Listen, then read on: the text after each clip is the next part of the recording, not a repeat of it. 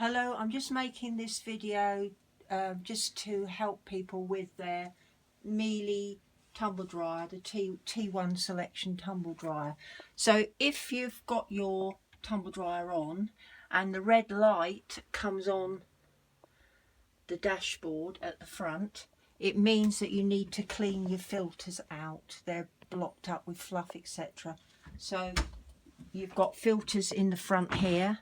So you clean both of them, but you've also got a filter here.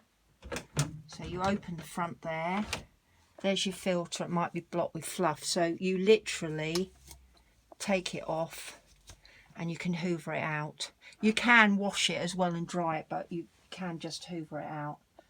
So if you put that back in again, okay, make sure you get it round the right way when you put it back in.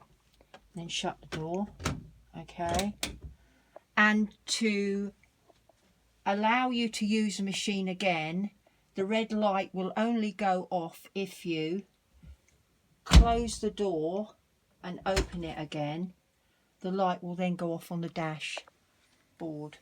Otherwise, it won't allow you to use your machine until you've done that. Yeah, and that's it. That's basically it. But you need to do that because otherwise you can't use your machine.